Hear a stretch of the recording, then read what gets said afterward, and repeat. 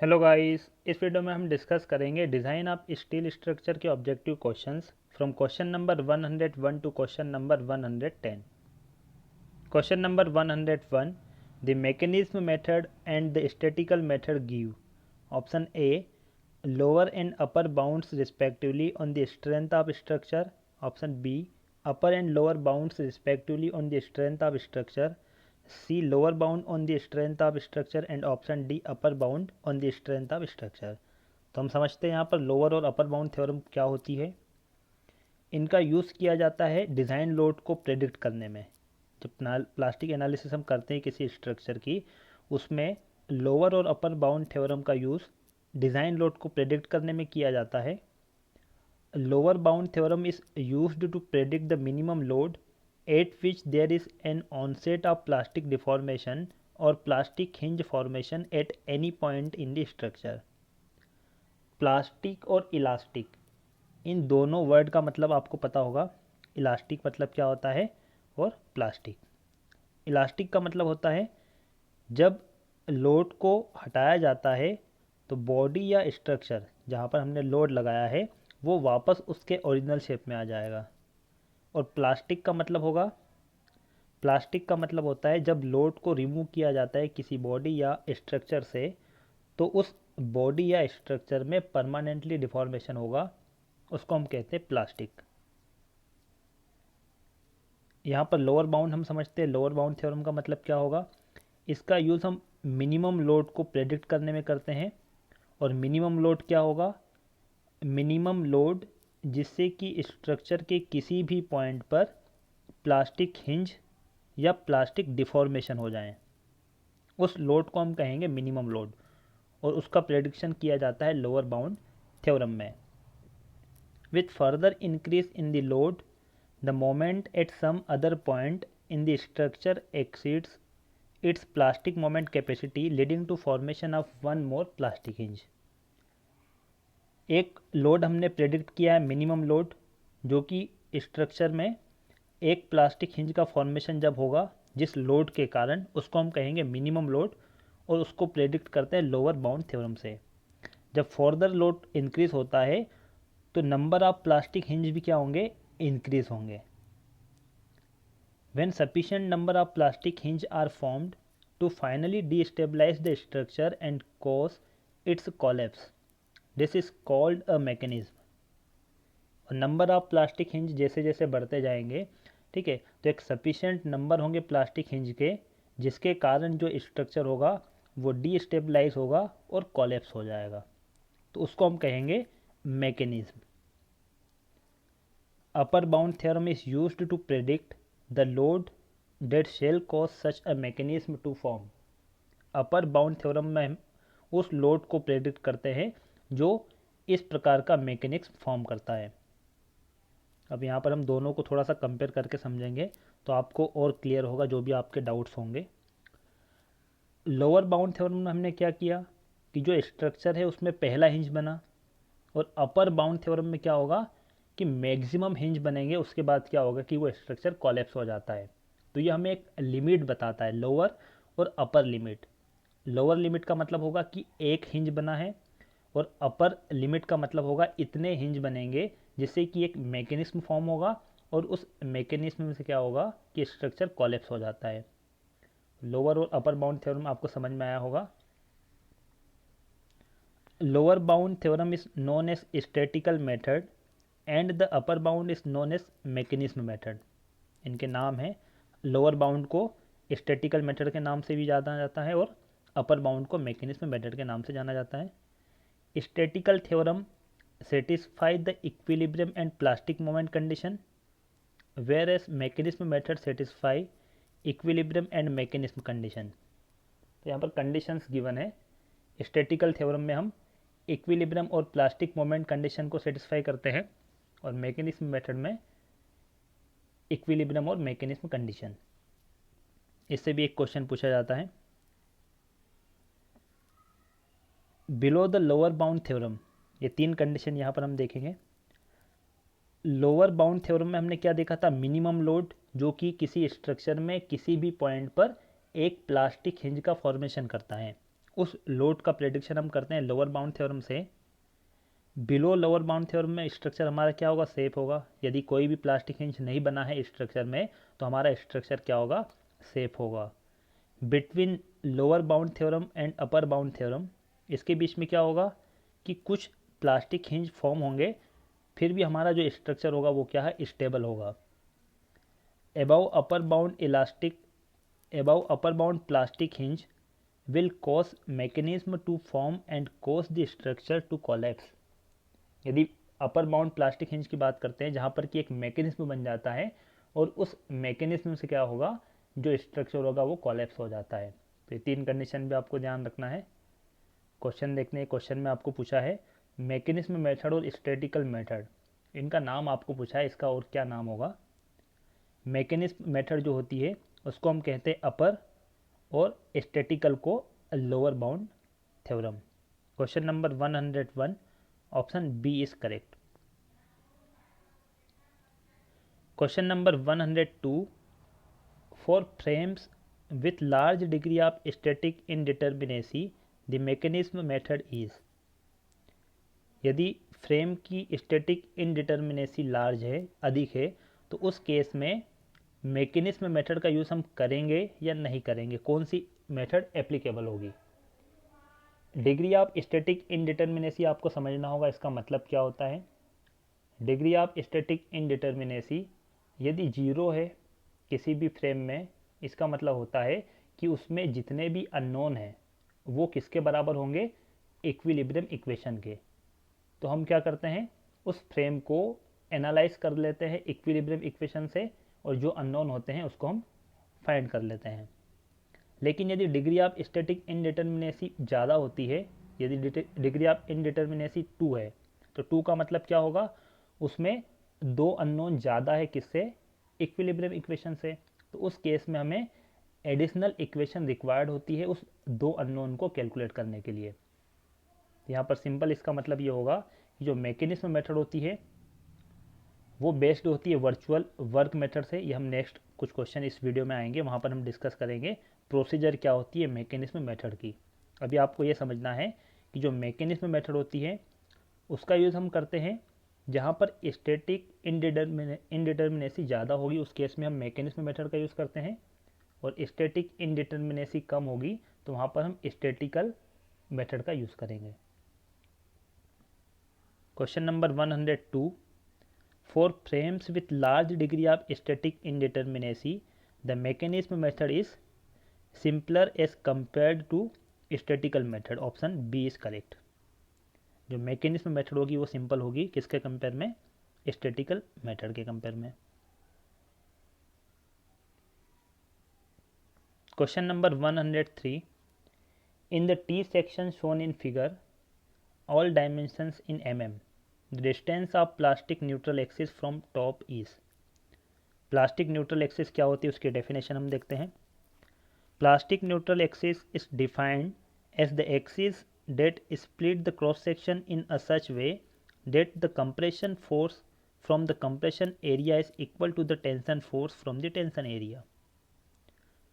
जो यहाँ पर क्रॉस सेक्शन दिया गया है उसको हम इस तरीके से स्प्लिट करते हैं, इस तरीके से उसको डिवाइड करते हैं जिससे कि कंप्रेशन फोर्स उसके कंप्रेशन एरिया से और टेंशन फोर्स उसके टेंशन एरिया से क्या होगा, बराबर होगा। इसका मतलब ये होगा यदि ये टी सेक्शन हमें गिवन है तो इस टी सेक्शन में हमने यहाँ पर एक एक्सिस हमने एज्यूम कर ली, ये कौन सी एक्सिस है, प्लास्टिक एक्सिस है, और इसकी डिस्टेंस हमने बॉटम से ली है। आपको क्वेश्चन में टॉप से पूछी गई है लेकिन बॉटम से यहाँ पर कैलकुलेट करना थोड़ा ईजी होगा, तो हम यहाँ से बॉटम से ले लेते, कितनी है, एक्स हमने एज्यूम की है, कहाँ पर है, एक्स डिस्टेंस पे है बॉटम से। तो कंप्रेशन फोर्स मतलब ये कंप्रेशन होगा और ये टेंशन होगा, टेंशन जोन है, तो कंप्रेशन फोर्स और टेंशन फोर्स दोनों बराबर होंगे। फोर्स होता है स्ट्रेस इनटू एरिया, या आप कह सकते हो कि stress into force by area. तो फोर्स कितना होगा, stress into area, yield stress area A1 is equal to yield stress into area A2। F Y से एफ वाई कैंसिल होगा तो यहाँ पर A1 A2 और दोनों क्या है, हाफ है एरिया, एरिया A1 और एरिया A2, तो यहाँ पर हम इसको बराबर कर देंगे, टोटल एरिया डिवाइडेड बाय 2 इसको हम बराबर करते हैं A2 is equal to A/2। Area 2 कितना होगा, टेंशन का यदि हम बात करते हैं तो x इंटू 10। ये आपको ईजी होगा एरिया निकालना। इसका भी एरिया आप निकाल सकते हो लेकिन थोड़ा सा डिफिकल्ट होगा इसके कंपेयर में। 10 इंटू एक्स A2, और टोटल एरिया कितना होगा, वेब और फ्लेंज दोनों का एरिया आप ऐड करना डिवाइडेड बाय 2। यहाँ से आप कैलकुलेट करोगे तो x कितना होगा, 45 mm फ्रॉम बॉटम। आपको क्वेश्चन ध्यान से पढ़ना, आपको क्वेश्चन में टॉप से पूछा गया है, हमने बॉटम से निकाला 45 mm है, तो टॉप से आप निकालोगे तो कितना होगा, ये टोटल कितना है 60 माइनस 45, तो कितना आएगा 15 mm। Question number 103 option B is correct. T section distance आपको पूछिए प्लास्टिक न्यूट्रल एक्सिस की फ्रॉम टॉप, तो कितनी होगी 15 mm फ्रॉम द टॉप, और बॉटम से पूछा जाता है तो 45 mm। Question number 104 the effect of axial force and shear force on the plastic moment capacity of a section are. Axial force और शियर फोर्स का इफेक्ट क्या होगा प्लास्टिक मोमेंट कैपेसिटी पर किसी भी सेक्शन। एक्सियल फोर्स और shear force section की plastic moment capacity को क्या करते हैं, रिड्यूस कर देते हैं। When a section is subjected to axial force and shear force, then the plastic moment capacity is reduced. Question number 104, option D is correct. To decrease the plastic moment capacity in both cases. Obviously यहाँ पर क्या होगा कि plastic moment capacity है वो structure की कम हो जाएगी यदि हम यहाँ पर किसकी बात करते हैं, एक्सियल फोर्स और शियर फोर्स की, तो वो उसकी कैपेसिटी को कम करेगा दोनों force. Question number 105 if a structure is statically indeterminate to second degree then the maximum number of plastic hinges required to render the structure a mechanism is. एक स्ट्रक्चर है उसकी स्टैटिकल इनडिटर्मिनेसी कितनी है 2 का मतलब क्या होगा, यहाँ पर हमें एडिशनल इक्वेशन कितनी रिक्वायर्ड होगी उसको सॉल्व करने के लिए, 2 equation. Then the maximum number of plastic hinges, तो यहाँ पर हम स्टेप्स देख लेते हैं, प्रोसीजर देखते हैं मैकेनिज्म मेथड में स्ट्रक्चर को कैसे एनालाइज किया जाता है। प्रोसीजर ऑफ प्लास्टिक एनालिसिस, तो यहाँ पर हम एक मेथड डिस्कस करेंगे, अपर बाउंड मेथड जिसको कि मैकेनिज्म कहा जाता है या काइनेमेटिक मेथड भी कहा जाता है। Step 1, select the possible location are plastic hinges such as load point, frame joint, maximum bending moment point etcetera. तो पहले स्टेप में हम क्या करते हैं, जो भी पॉसिबल लोकेशन होते हैं प्लास्टिक हिंज के, क्या क्या हो सकते हैं, जिस पॉइंट पर लोड है या जो जॉइंट होंगे या जहाँ पर बेंडिंग मोमेंट मैक्सिमम होगा, ऐसे पॉइंट को हम क्या सिलेक्ट करते हैं, प्लास्टिक हिंज के रूप में। Second, select the independent and combined mechanism. अब मैकेनिज्म हम कैसे निकालेंगे, नंबर ऑफ मैकेनिज्म कितने बन सकते हैं, ये आपको और क्लियर हो जाएगा जो प्रोसीजर है। इस टाइप के क्वेश्चंस हैं नेक्स्ट वीडियो में हम डिस्कस करेंगे तो आपको और क्लियर होगा। अभी आप प्रोसीजर देख लो क्या होती है। नंबर ऑफ इंडिपेंडेंट मैकेनिज्म निकालने के लिए हम क्या करते हैं, number of plastic hinge minus number of redundant. Number of redundant का मतलब होगा डिग्री ऑफ स्टैटिक इनडिटर्मिनेसी। ये डिग्री ऑफ स्टैटिक इनडिटर्मिनेसी 2 है, इसका मतलब क्या होगा, वहाँ पर नंबर ऑफ रिडंडेंट कितने होंगे 2। तो अभी आपको क्वेश्चन में दिया गया है degree of static indeterminacy second degree है, मतलब ये 2 है। नंबर ऑफ इंडिपेंडेंट मैकेनिज्म, मतलब एक कम से कम एक मैकेनिज्म फॉर्म होने के लिए प्लास्टिक हिंज कितने होना चाहिए, तो कितने होना चाहिए 3, मतलब एक ज़्यादा होना चाहिए इससे, 3 माइनस 2 तो ये कितना होगा 1। किसी भी स्ट्रक्चर में कम से कम एक मैकेनिज्म फॉर्म होने के लिए number of plastic hinge number of redundant से एक अधिक होगा। तो यहाँ पर आप इक्वेशन आप देख सकते हो, डिग्री ऑफ स्टैटिक इनडिटर्मिनेसी जितनी भी है प्लस 1, इतने यदि हिंज होंगे प्लास्टिक हिंज तो वहाँ पर एक मैकेनिज्म क्या होगा फॉर्म होगा। Third, form and solve the equilibrium equations for virtual work. इसको हम सॉल्व करते हैं वर्चुअल वर्क से। फाइंड द मैक्सिमम कोलैप्स और ultimate load for forming a mechanism the lowest load forming a mechanism is the upper bound of collapse load. और उसमें जो lowest load होता है, जितने भी मैकेनिज्म बनेंगे उस सभी मैकेनिज्म में हम लोड निकालेंगे, तो जो लोअर लोड होगा वही हमारा क्या होगा, collapse load. Fourth, check that the bending moment at every point in the structure is less than or equal to the plastic moment. और हम चेक कर लेते हैं हर पॉइंट पे जो बेंडिंग मोमेंट होगा वो लेस देन होना चाहिए या इक्वल टू होना चाहिए प्लास्टिक मोमेंट के। तो 4 स्टेप में हम सॉल्व करते हैं स्ट्रक्चर को काइनेमेटिक मैकेनिज्म या अपर बाउंड थ्योरम से। क्वेश्चन नंबर 105, स्टैटिक इनडिटर्मिनेसी आपको गिवन है कितनी है, 2। Maximum number of plastic hinge required, तो कितने रिक्वायर्ड होंगे, प्लास्टिक हिंज यदि 3 होंगे और डिग्री ऑफ इनडिटर्मिनेसी 2 है, तो यहाँ पर मैकेनिज्म कितना बनेगा, एक मैकेनिज्म बनेंगे। नंबर ऑफ प्लास्टिक हिंज 4 है तो मैकेनिज्म कितने बनेंगे, 2 बनेंगे। दोनों मैकेनिज्म को हम सॉल्व करेंगे और उसमें से जो कम लोड जिसमें होगा उसी को हम कोलेप्स लोड कहते हैं। ये जब हम प्रॉब्लम सॉल्व करेंगे तो आपको और क्लियर होगा। यहाँ पर आपको ध्यान रखना है प्लास्टिक हिंज कितने होंगे, 2 + 1 3। Option C is correct.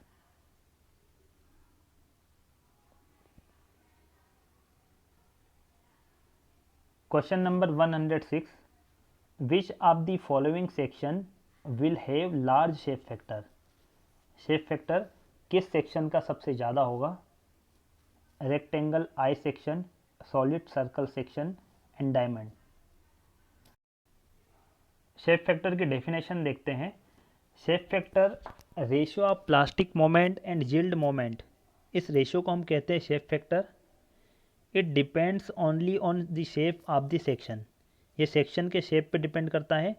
Circular section, triangular section, rectangular section, in section सभी सेक्शन के लिए शेप फैक्टर अलग अलग होता है। कैसे डिपेंड करता है इस इक्वेशन से हम समझेंगे। Shape factor MP divided by MY, plastic moment divided by yield moment. Plastic moment किसके बराबर होता है, स्ट्रेस इनटू सेक्शन मॉडुलस, ये आपको इक्वेशन भी पता होगी, M divided by I E by R sigma by Y। इस इक्वेशन को हम क्या कहेंगे, बेंडिंग इक्वेशन। तो यहाँ से आप देख सकते हो M बाई I और सिग्मा बाई Y। यहाँ से यदि हम इक्वेशन देखते हैं तो M किसके बराबर होगा, sigma I divided by Y, और I बाई Y को कहा जाता है section modulus, M sigma into Z। तो प्लास्टिक के केस में ZP होगा और यील्ड के केस में सिंपली Z। शेप फैक्टर कितना हो जाएगा, sigma Y ZP divided by sigma Y Z। Sigma Y से सिग्मा वाई कैंसिल होगा तो शेप फैक्टर किसके बराबर होगा, ZP डिवाइडेड बाई Z। और जो सेक्शन मॉडुलस होता है या सेक्शन प्लास्टिक मॉडुलस होता है वो सिर्फ किस पे डिपेंड होता है, उस सेक्शन के शेप पे। Load factor, it is the ratio of ultimate collapse load and working load. Load factor lambda से डिनोट किया जाता है PU/PW, या उसको मोमेंट के टर्म में लिखेंगे तो MP/MW। और MP किसके बराबर होगा, ZP इंटू सिग्मा वाई, और MW होता है Z into sigma BC। Sigma BC का मतलब होगा working stress. Factor of safety, ये भी डेफिनेशन पूछ ली जाती है। फैक्टर ऑफ सेफ्टी होती है sigma Y divided by sigma BC, मतलब yield stress divided by working stress, या फैक्टर ऑफ सेफ्टी को हम कह सकते हैं yield load divided by working load. तो लोड फैक्टर किसके बराबर होगा, shape factor into factor of safety. हमारा क्वेश्चन सिंपल, यहाँ पर डेफिनेशन आपको पूछी गई है, सॉरी डेफिनेशन नहीं, आपको वैल्यू पूछी गई किसकी सबसे ज़्यादा होगी। रेक्टेंगल के लिए शेप फैक्टर 1.5 होता है, आई सेक्शन के लिए 1.12 से 1.15। और वो डिपेंड करता है कि आई सेक्शन की डायमेंशन क्या दी गई है, तभी हम एग्जैक्ट बता सकते हैं कि आई सेक्शन के लिए शेप फैक्टर कितना होगा। सॉलिड सर्कुलर सेक्शन के लिए 1.698 लगभग 1.7 के बराबर होगा। डायमंड के लिए 2 होता है। तो इन चारों में से यदि हम देखेंगे तो मैक्सिमम होगा डायमंड के लिए 2, और ट्रायंगुलर सेक्शन के लिए होता है 2.34, लेकिन ये आपके ऑप्शन में नहीं है। इन चारों में यदि हम देखेंगे तो ऑप्शन डी हमारा करेक्ट होगा। Question number 106, option D is correct. अभी हम देखेंगे भी कैसे निकालते हैं इसको, ठीक है। ये रेक्टेंगुलर सेक्शन और सर्कुलर सेक्शन ये 2 क्वेश्चन आएंगे, तो दोनों में हम देखेंगे शेप फैक्टर कैसे कैलकुलेट किया जाता है। The shape factor for a solid circular section subjected to bending about its diameter is. Circular section के लिए आपको पूछा गया है, सॉलिड सर्कुलर सेक्शन है, subjected to bending about its diameter, तो उस केस में शेप फैक्टर कितना होगा। वैसे आपको पता ही है, वैल्यू आपको याद रखना है, ऑप्शन सी करेक्ट होगा, क्योंकि एग्जाम में आपको कैलकुलेट नहीं करना है, ऑब्जेक्टिव एग्जाम होगी तो टाइम कम रहता है वहाँ पर, तो आपको डायरेक्ट वैल्यू याद रखना है। फिर भी हम देख लेते हैं यहाँ पर किस तरीके से कैलकुलेट करते हैं। एक डायमीटर डी का सर्कुलर सेक्शन है, cross section, shape factor ratio होता है Z P by Z, section modulus तो आप निकाल लोगे, सेक्शन मॉडुलस होता है आई बाई वाई, वाई का मतलब होता है न्यूट्रल एक्सिस से अपर फाइबर की डिस्टेंस, वो होगी डी बाई टू, तो वाई कितना होगा डी बाई टू, और मोमेंट ऑफ इनर्शिया होगा pi D four divided by 64। यहाँ से सेक्शन मॉडुलस हो जाएगा pi D cube divided by 32, Z P यदि हम निकालेंगे तो वो होता है एरिया डिवाइडेड बाई 2, तो एरिया होगा pi by 4 pi D square by 4, pi by 4 D square, ये सर्कुलर सेक्शन का एरिया होता है। यदि हाफ करेंगे तो 2 से डिवाइड कर देंगे तो कितना होगा pi D square by 8।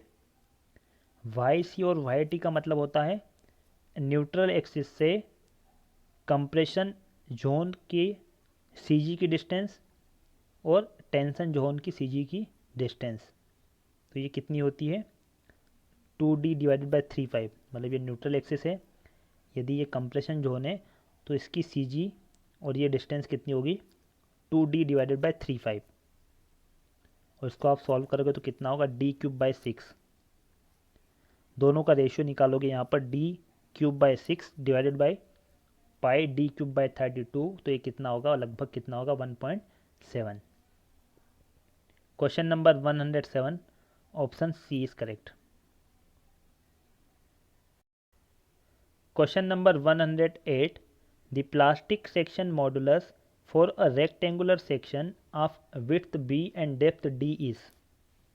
Plastic section modulus आपको पूछा गया है, यहाँ पर हम शेप फैक्टर निकाल लेते हैं, तो आप दोनों यहाँ पर सीख जाओगे प्लास्टिक सेक्शन मॉडुलस कैसे निकालते हैं और शेप फैक्टर कैसे हम रेक्टेंगुलर सेक्शन के लिए फाइंड करेंगे। रेक्टेंगुलर क्रॉस सेक्शन गिवन है, विड्थ बी और डेप्थ डी है, section modulus moment of inertia divided by Y, moment of inertia B D cube by 12 divided by Y कितना होगा D by two, D by two का मतलब क्या होगा neutral axis से अपर फाइबर या जो अपर मोस्ट फाइबर होगा उसकी डिस्टेंस, ये डिस्टेंस डी बाई टू, या ये वाली भी आप देख सकते हैं ये भी कितनी होगी D by two. Section modulus होगा रेक्टेंगुलर सेक्शन के लिए B D square by 6, plastic modulus होगा total area divided by 2 Y C plus Y T, last question में हमने किया था।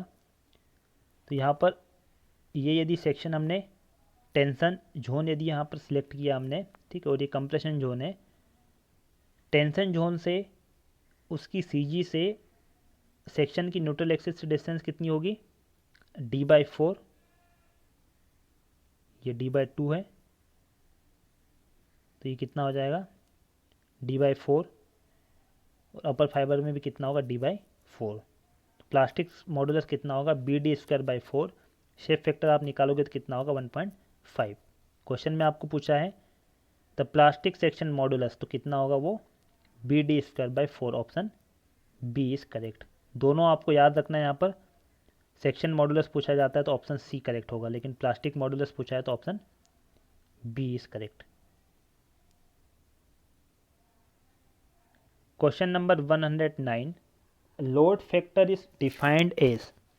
लोड फैक्टर की डेफिनेशन क्या होती है ये हम देख चुके हैं, यहाँ पर शेप फैक्टर और लोड फैक्टर दोनों।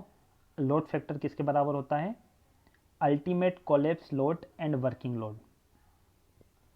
Question number 109, option C is correct. Option B correct होगा फैक्टर ऑफ सेफ्टी के लिए, ये हम नेक्स्ट वीडियो में डिस्कस करेंगे factor of safety. Question number 110, the moment curvature relation at a plastic hinge is. Moment curvature relation आपको plastic hinge पे बताना है, उसका शेप क्या होगा। तो वो सभी कर्वेचर के लिए क्या होता है, कांस्टेंट मोमेंट होता है। The moment curvature relation at a plastic hinge is constant moment for all curvature. Question number 110 option C is correct.